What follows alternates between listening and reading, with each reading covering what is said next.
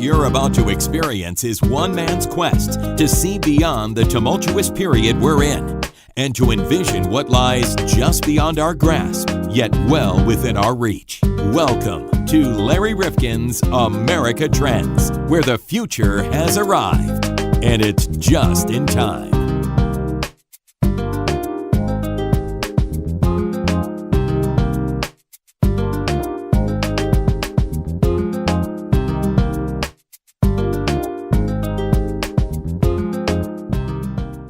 Welcome back to America Trends. I'm Larry Rifkin along with John Krofsik. And John, we've got a very high-profile guest today. He's on all the programs. Some of the shows that you love, some that you don't love, panel discussions and the like, on CNN, MSNBC, Fox. And he's somebody who does... Those are the ones I've been avoiding. I know, all of them.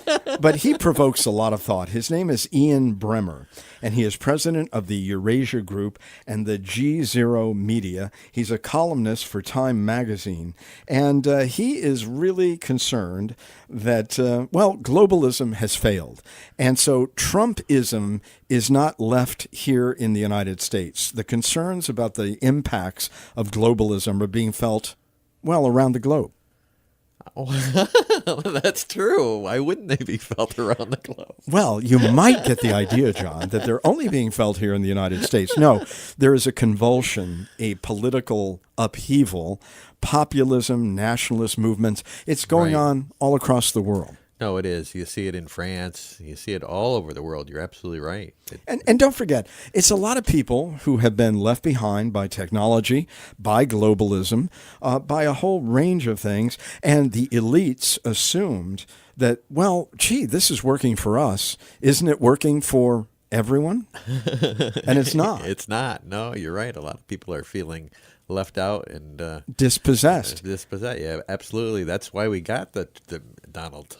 Exactly. So it's failed a lot of regular folks, and he thinks the battle between globalism and nationalism is really just at its early stages. So if anybody thinks, we'll get through this and it'll be 4 years of dislocation and then we go back to quote unquote normal, he's saying, wait a minute, this is just warming up. That's what he's saying. Wow, I think he's right. I mean, I think we've been kind of rolled over the coals with a lot of the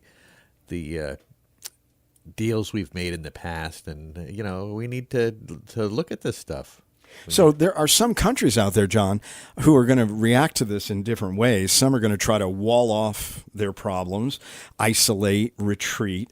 Others are going to rip up their social contract with their citizens and try to ease inequality, the universal basic income. What can we do to help? Okay, we got it. Okay, we got the message. And some others, it's going to be insider versus outsider. Spy versus spy. It's going to be a struggle between governments and citizens. And you know what I'm thinking? I don't know if you know what I'm thinking. No, I have no idea. What are you thinking? Well, I'm thinking that many of us think this is only a phenomenon that's going on in democratic countries. But think about what's going on in some undemocratic countries that are able presently to suppress some of this. But once the lid is off, and if it really has a contagion about it that spreads around the world, China, Russia, India better start putting on their boots because I think it's coming. I really do. I think you're right. I think you see the movement around the world, and I think you're right. I think everybody is going to be affected. Well, hang on for a wild ride, and perhaps you got to take a side. We're going to be talking today, us versus them, with Ian Bremmer. Joining us on America Trends is Ian Bremmer. The book is called Us versus Them, The Failure of Globalism. And who is us and who is them, or is that something that changes depending upon the country, the circumstance? What is it that you're trying to remind us of? That's right. It absolutely changes. And us versus them is the opposite of a country feeling like we're all in it together. It's not the civic nationalism, and it's certainly not the globalism that the United States promoted when we created the United Nations after World War II and did the Marshall Plan and had General MacArthur kind of rebuild our enemies, try to get them like us. Now, I think it's much more about countries becoming much more divided, You're either in favor of Trump and think that everyone that criticizes him is an absolute buffoon and fake news, or exactly the opposite, and God forbid you say anything nice about him irrespective of what he does. It's about our own president, who is spending a lot of time with America first, and as opposed to the United States being the global policeman or the architect of global trade. And, of course, this isn't just playing out in the United States. It's playing out all over the world, which is one of the reasons I think it was important to write the book. It's not as if Trump is a unique phenomenon in the United States. And did we miss the early warning signs of all of this? In your book, you go back to the 1999 World Trade Organization meeting, the anti-corporate, anti-nuke sense there, and we've seen many disturbances and many mini uprisings about the elite and the establishment and the fact that they're not listening to the average person. We've missed a lot of things domestically, and I think perhaps the most obvious one was in 2008, 2009, after the financial crisis. It was, of course, the worst economic recession since the Great Depression that this country or the world had had, and there was an Occupy Wall Street movement that exercised us in the media for 3-6 months, and then it went away, and then we forgot completely about it, even though we hadn't dealt with the issues. So there was that on the domestic side. Internationally, we missed an enormous opportunity when the Soviet Union collapsed. No one in the United States considered a Marshall Plan for the defeated Soviets. No one considered trying to rebuild them and help them to align with American values and institutions and our allies. Instead, we rebuilt and expanded Europe and expanded NATO and told the Russians, here's some shock therapy, see what you can do with that. And that was the beginning of the end, in the sense, of Pax Americana. But you remind us in the book that for someone like yourself, globalism has worked. But did it stop working? Was it misapplied, or has it been undersold as being a good thing? Well, it didn't work for most of the people I grew up with. In fact, almost all of them, right? I mean, I grew up in the projects, and, my mother was not a capitalist because she had no capital. No one else did that I grew up with. And there was a lot of mistrust because they believed that whether it was the political leaders of Democratic or Republican parties, the business people, the public intellectuals, the media, that they had lots of fancy facts at their hands, but they weren't very interested in actually helping the average American. And so I think that even when I grew up, it was obvious in the projects. That's not middle class, right? It's obviously very, very poor, but still, there the American dream did not feel like something that was real for the people I grew up with at the time. It's certainly gotten a lot harder since then. And what's important to recognize is it's not only about economics. It's a lot of feeling of left behind in terms of identity, that the country's becoming very different, but no one's paying attention to the people that have been here for a while. It's the military. It's sending enlisted men and women to fight in wars that are failed, and they come back, and a lot of them are broken, and the Veterans Administration doesn't take care of them, and they're certainly not considered heroes. And it's technology, which is, displacing a lot more people than globalization ever did. And all of this happening in the context of a political system where these people feel like they're not getting much of a voice or a vote, and that the system is indeed rigged against them. And, if a lot of this sounds like, sort of things you heard on the Trump campaign, it does. And even though he is completely unqualified to be president, there are a lot of things that he clearly understood about where the country was that actually got him elected. Yet here we are in 2018 recording this conversation, and there are a lot of people who are pushing back against this, saying, wait a minute, that grievance that you've got, working class Americans, many of whom are white and rural, you're looking at my gains and my contributions, and you're discounting them, or you're rejecting them, and you're saying that your concerns and your claims are more legitimate than mine. Well, that's right. Look, there's obviously dehumanizing that's going on. We have a country that, was based on immigration, and now we have very few people that are willing to say we want more immigrants to come in. We've had 11 Syrian migrants have made it to the U.S. so far this year, 11. And when I posted that stat without any commentary, half of the people that responded from the United States said, yeah, that's too many. Now, I mean, clearly that's not the United States that I grew up in as, sort of descendant of immigrants. But you have to understand that that's a fairly natural response for people that feel like, well, hey, they're in this country and the government that they are paying taxes to and that they elect is not taking care of them. So why are they going to help other people? And that's the problem, is that the philosophy of globalism, which has been sort of the dominant ideology of the West and Western leaders and Western elites really since World War II, has been free trade, open borders, troops all over the world providing stability and maybe even promoting democracy and technology for everyone. And all of that is going to be the best possible life for all these people. And that's just not been true for perhaps even a majority of those living in the West. And there's only one country that's an exception among the advanced industrial democracies, and it really makes the point. It's Japan. Japan's a country where today the major institutions feel every bit as legitimate as they did 20, 30 years ago. The business community, the political parties, the media, you name it. But Japan also has no immigrants. None. Japan has a shrinking population, so per capita they're doing a lot better than they were before, working class, even though the economy is not growing. Their military is constitutionally restricted from being able to fight abroad, so they're not sending their enlisted men and women around the world to fight. And technology, AI, I mean, heck, the Japanese need more robots because they don't have the labor. So the one country that this isn't a problem is the one country that kind of rejected the Western ideology of globalism. However, you write that free trade remains the best way we know to spur sustainable economic growth for the world as a whole. You talk about hundreds of millions around the world who have escaped poverty, largely thanks to globalism. So is this just a natural reordering of things? And the United States, which has been consumptive of jobs and resources in a way that is outsized for our population, are we just coming back into the fold? No, it really isn't. Globalization has been an unmitigated success. It's brought enormous wealth. It created a global middle class. It brought over 1 billion people out of poverty, and it brought the cost of goods down. It is by far the most effective economic system that the world has ever imagined. But what has failed is not globalization. The book is not called Us versus Them, The Failure of Globalization. It's called Us versus Them, The Failure of Globalism.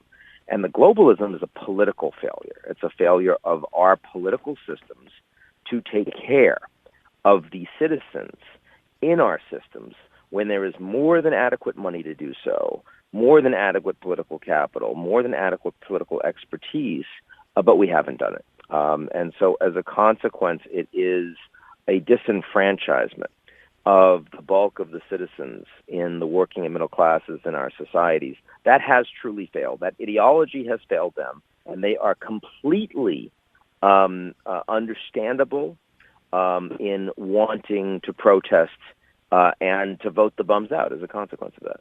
But when we look at Barack Obama just having won 2 terms, Donald Trump having won his first term but losing the popular vote, is this really something that we have to look on as a long-term trend, or will it trend back in a certain way? I mean, where are we headed? Well, the fact that we are more divided now than at any point in my lifetime, again, not just in the U.S., but all across Europe, Canada, Australia, even New Zealand.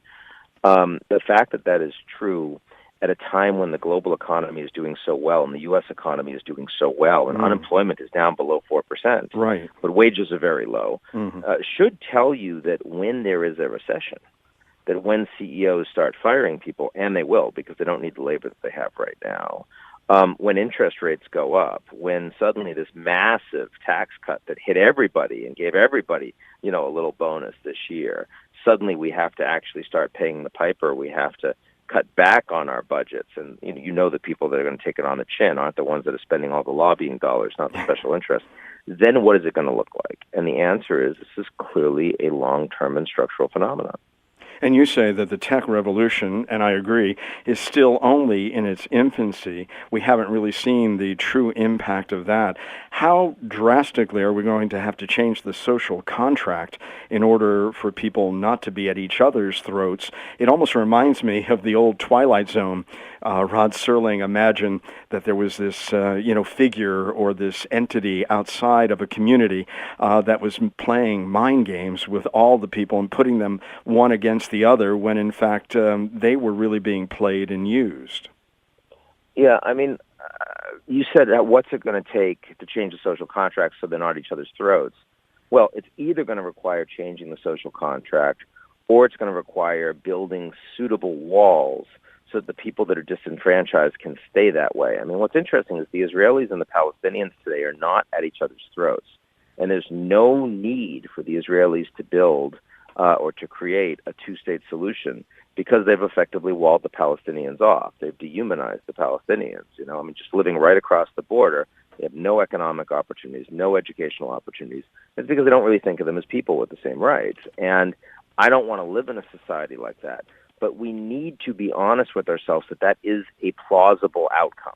The other plausible outcome is you fix the social safety net, is you actually take these people and say, we're going to give you lifetime training so that the jobs that are available, given automation and AI and big data, you'll be skilled to have them. And we're going to have more flexible work environments, maybe a gig economy where it's okay if you only work 20 hours a week, but you're still going to have the same, sort of ability and merit and value as a citizen as those that are working full time. And we're very far from that. If you look at, the infrastructure week in the United States is now basically the butt of a joke. And we spend a lot of time talking about building walls, but very little time about improving one of the worst educational systems, K through 12, for the public of any OECD economy, of addressing the opioid crisis, which is destroying the underclass in the United States right now, or in dealing with all of these wars. 17 years in Afghanistan, it's the longest war that we've fought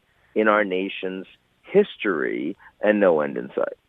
We'll return to this episode of America Trends in just a moment. If you like what we're doing here at America Trends Podcast, please don't keep it to yourself. I know there are a lot of people, John, who think, well, if I'm listening and somebody else wants to listen at the same time, maybe we're going to collide and they're not going to be able to hear us. Yeah. Is that the way the technology works? No, there's plenty of bandwidth. Everybody can listen at the same time. All right. Well, that dispels that myth. Now, you can do a number of things that would really be helpful to us. You could give us a kind rating or a review at Apple Podcasts, and that boosts what they consider to be our value and visibility. And what does that do, John?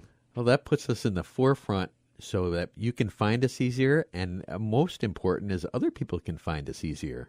And you can subscribe there or on our site, americatrendspodcast.com, or wherever you're listening, so we can alert you to new episodes of the podcast, which, by the way, we put out twice a week on Tuesdays and Thursdays. Or you can like us on Facebook or follow us where, John? On Twitter. On Twitter, that's right, where the world turns to hear fake news or whatever it is. Well, you can direct message us at Trends Podcast or using hashtag Trends Podcast. And John, with our growing audience, and really it's been pretty remarkable, a lot of people just came to us the last month or two, and they might have missed earlier episodes. Can they get them again? They can look through them and pick the ones they want to listen to. They're all on the website, and a lot of them are up on iTunes, many of them. All right. Well, listen, there's lots of material to listen to. We hope you have the time, and we'll lend it to us because we try to make it worth your while. And thanks so much for listening. And tell your friends. We now return to this episode of America Trends. For example, in the case of the military and lots of poor folks from across the country, primarily from the South and the Midwest, going to fight these wars, are we going to have to reinstitute, for fairness and equity, something like a draft? Well, have to implies that someone would be forced to do it. I don't see anyone forced to do it. I mean, if anything, you're going to be able to fight more wars without people because of the automation we're talking about, the drones, for example, the super soldiers you're able to create operating from a distance as opposed to directly in the battlefield. So that might actually address some of these problems, though at the cost of those that are, sort of having the wars fought on their territories. That's a different problem.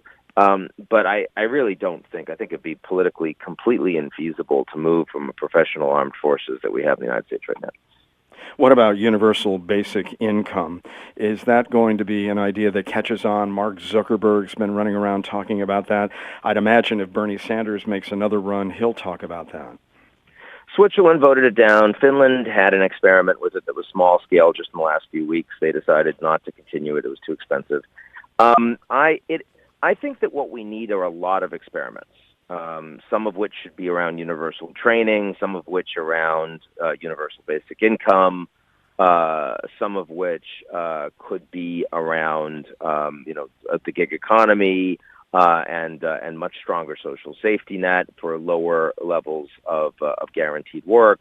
There are plenty. I don't know what the answer is. I will tell you that I personally am skeptical of universal basic income because I worry that when a society doesn't have meaningful things for people to do and instead just gives them cash, that frequently the people that are in a position of paying for those citizens decide that that's their full obligation, and as a consequence, they don't need to give them anything else, so they lose political rights. Let's keep in mind the Saudi system is functionally a system of universal basic income, and it coexisted very neatly and nicely with a monarchy where the citizens really had no right for any political influence in the state. It was the social contract was, we will give you money and you will shut up. I would not like to see UBI orient itself in that direction in the West. When we look at this us versus them, how ugly could this all get? I think you suggest that maybe we haven't even seen the worst of it. And if you look at the fury on the left, you've got the women and their movement and the Me Too movement, the poor, minorities, recent arrivals, and they just thought that they won their rights, and now that they are being pushed back against. And then you've got many others who've been here for a long time feeling that it's not working for them. How ugly, if we can't repair our democratic institutions, could this become? Well, even in the worst case scenarios, the United States is still an incredibly wealthy country, and so people get disenfranchised. They don't usually, sort of take up arms. There's surprisingly low levels of real domestic violence happening across the United States right now. Actual gun violence is down in the last 20 years in the U.S. compared to what it was, though it's higher, of course, than it is in Europe or Canada. It's most people in the U.S. that feel like that the system is rigged against them just don't bother to vote, and they just get cranky and annoyed, which is kind of like my mother, who read the National Enquirer every week and was apt to fake news and conspiracy theory, but wasn't about to go blow a building up, right? Now in Tunisia, where if you are no longer have a job in the working class, you're going to starve or your kids might be at risk. I mean, heck, if my mother thought that my brother and I were going to be at risk of starvation, she would have killed people, right? And I would completely understand that. That is not where we are in the United States. That is where emerging markets could be. And I think one of the dangers we have to think about is what happens if the great advantage of globalization, which is all this labor, goes to cheaper emerging middle classes in India and China and Brazil and all over the world, and suddenly you don't need them because you can automate it. Well, for those systems that aren't strong enough to ensure that people stay employed, you're going to see a revolution because they won't have a social safety net. Those institutions are much less resilient, much more brittle than they are in the West. That's where you have a real danger. And you say that as much as we may be looking at artificial intelligence and automation as the fourth industrial revolution, we're just trying to placate our own concerns about how deep this may have an impact on our workforce and our people. Yeah, I mean, I think that look, when Mark Zuckerberg gave his testimony in Congress a couple of weeks ago, he actually said, look, he had no idea that Facebook would be so divisive in society. And I believe him. I think he really didn't think about it, and he didn't have much incentive to think about it. He had a business model. He was going to get really rich on it. He wasn't thinking about what might happen if it could cause problems for him. But it's kind of the same when you've got people that are right now driving artificial intelligence, and they're all saying we're going to have jobs for everybody. They have no basis to say it. They don't actually know. but they are incented to say it because that works neatly with the wealth they're trying to drive for themselves and their shareholders.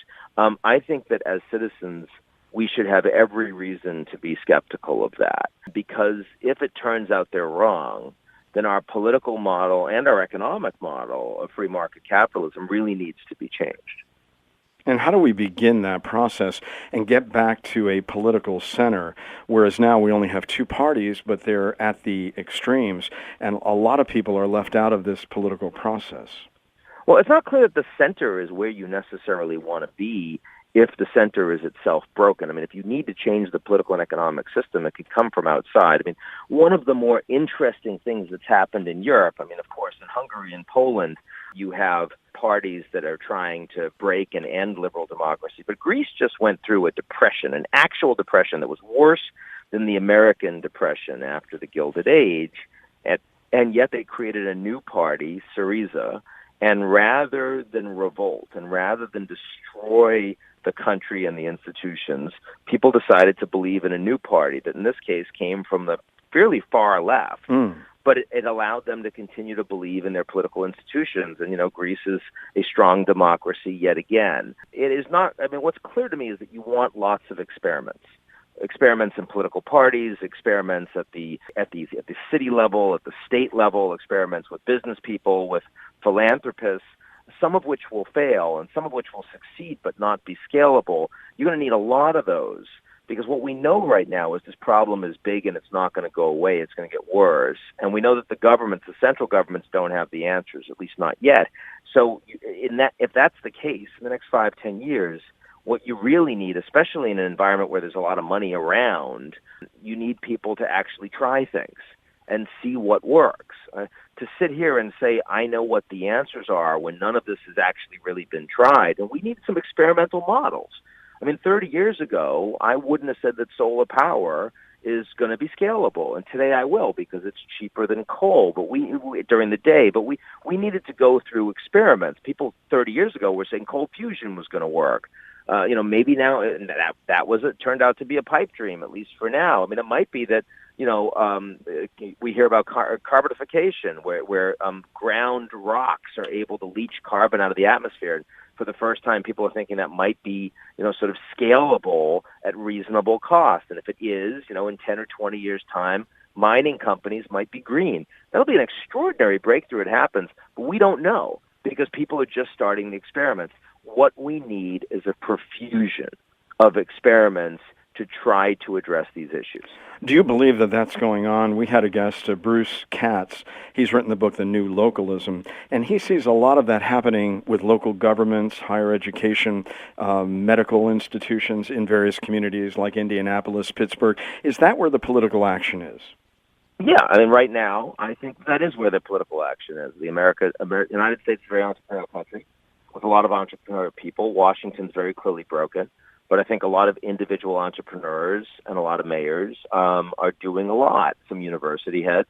But let's keep in mind that when you do it that way, and if that's the only way forward, and it probably is constructively, it means that there are a lot of other cities and states that don't have that capacity. And so for a period of time, structural inequality gets a lot worse, because you have some places like San Francisco just in the last month said everyone that lives in SF is going to have free community college education if they want it. And, well, what if you don't live in SF? Well, tough, right? So this is not bringing the United States together. And that is one of the, just like climate change, when you're going through all these experiments, you've got a lot of failed summits in Cancun and Durban and Copenhagen where governments get together and promise they're going to do things and they don't do a damn thing. You remind us that about 6% of us in the U.S. think that things are going in a better direction. And yet we had a guest who said things are a whole lot better than we might think, Greg Easterbrook. When you look at it, no real, big hot wars that are world war calamitous, medicine getting better, disease, crime, as you said, is going down. We still have a lot of resources, not depleted in the way that many suggested, all these tech conveniences. So if we're feeling so badly in a time when around the world things are going pretty darn well. What kind of political message do you think might come forward? And you said Trump was more of a messenger. You really have to spin the camera on us to really get the true story. What are we looking for?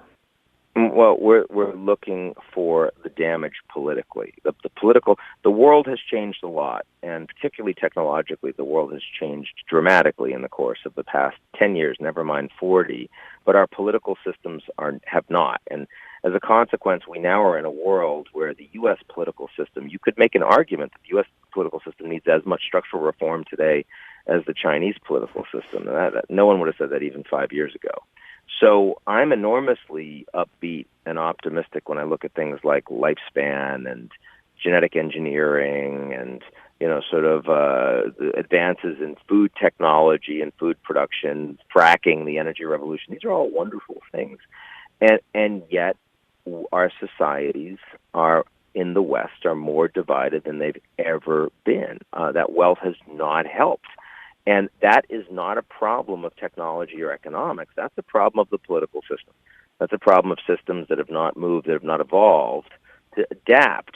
Because I think we could all say that after World War II, our political system felt pretty good right then. And we were doing some great things long term. The only country out there that's doing great things long term right now for the world is unfortunately the Chinese. And the things they're doing in the world are going to be directly competitive with our own model. It is inconceivable that the U.S. would do a global Marshall Plan right now. It's inconceivable. That tells you that while there are many great things happening in the world, politics is not one of them. Us versus Them, The Failure of Globalism by Ian Bremmer. And I thank you so much for being with us today on America Trends. My pleasure. Part of the conversation. Okay, thank you so much. Cheers, man. Okay, take care. Bye-bye.